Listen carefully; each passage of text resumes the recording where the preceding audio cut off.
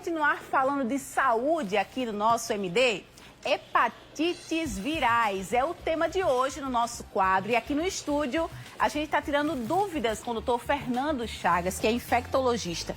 Gente, nós estamos aqui trazendo muita informação para vocês. A gente já falou sobre o que é hepatite viral, né? Formas de tratamento.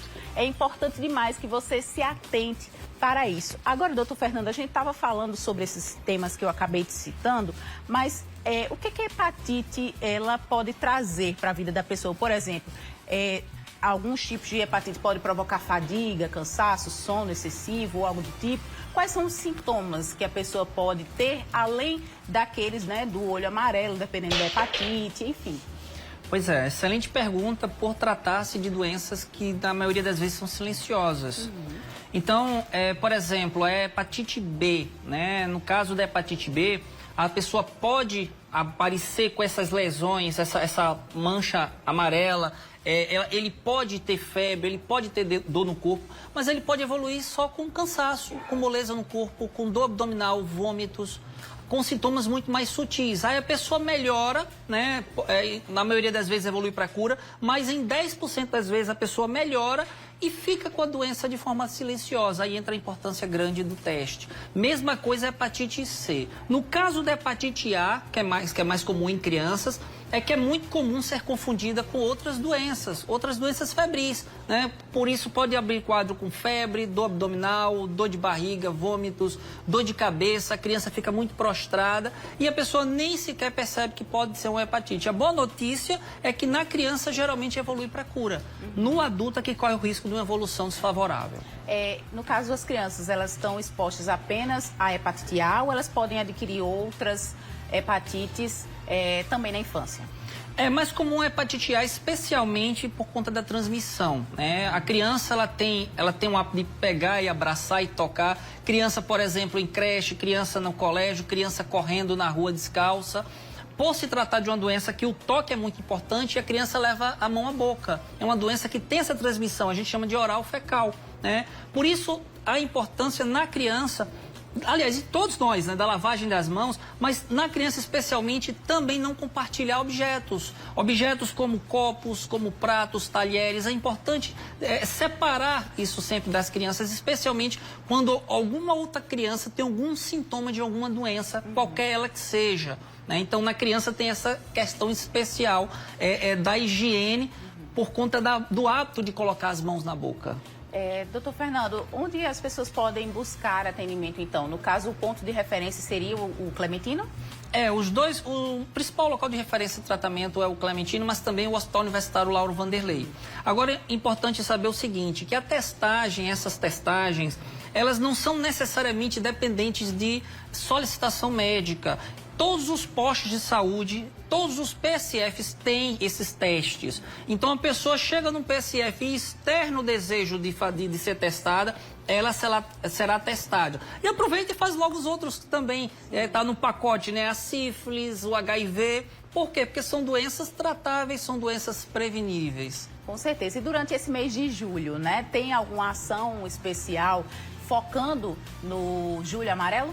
Pois é, a gente está programando agora para esses próximos dias, a gente ainda vai divulgar, como a gente sempre faz, tem o Clementino Itinerante, né? Que é um serviço do hospital que leva esses serviços para as praças, para próximo da comunidade. A gente ainda vai ofertar, mas diante do início do mês a gente já, digamos, antecipa o seguinte, que os postos de saúde em todo o estado estarão reforçados no sentido dos testes, estão com reforços para isso. Então, a gente precisa testar, o segredo de fato é testar. Por quê? Por tratar-se de doenças silenciosas, a gente tem uma quantidade muito grande de pessoas no Brasil inteiro, claro, isso não é uma peculiaridade do estado, mas no Brasil inteiro, que podem estar positivas e não sabem e mantêm o ciclo, como você bem falou anteriormente, o ciclo de transmissão.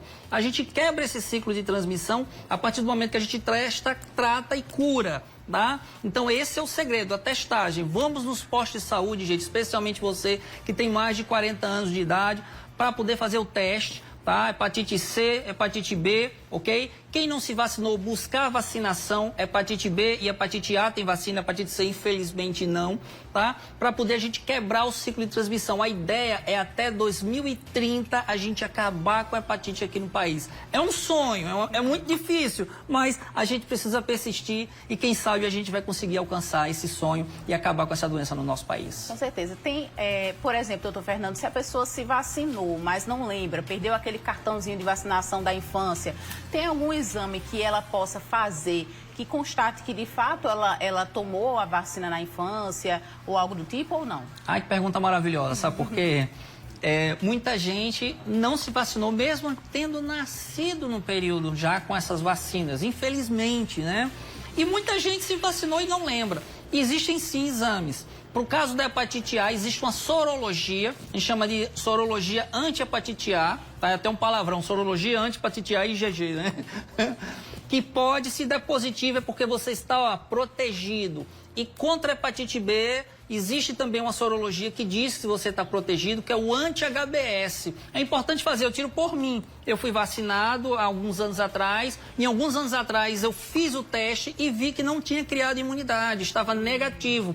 Então tive que me revacinar, em vez de 3 doses, foram 4 doses dobradas, olha só, né?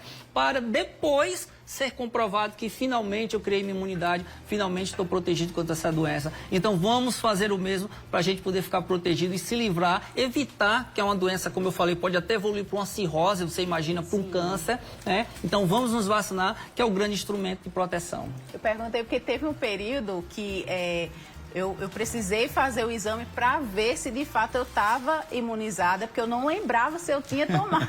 Aí eu fiz o exame, graças a Deus, estou protegida por esse motivo. Vale a dica aí para todos vocês, tá? Se não lembra, procura o exame, vai no seu PSF mais próximo, por exemplo, pede o encaminhamento para que o profissional de fato te encaminhe e você vai e faz o exame gratuitamente. Ou, em alguns casos, a pessoa quer optar por fazer particular, também não tem problema, né? É um exame barato, viu? Um exame barato, rápido, né? Em 24 horas sai o resultado, em 48 horas. E a pessoa já fica sabendo, estou protegido. Se eu não estou, não tem problema, vou buscar minha proteção, vou me vacinar. Muito bem, obrigada, doutor Fernando. Agora sim, pela participação né, aqui com a gente.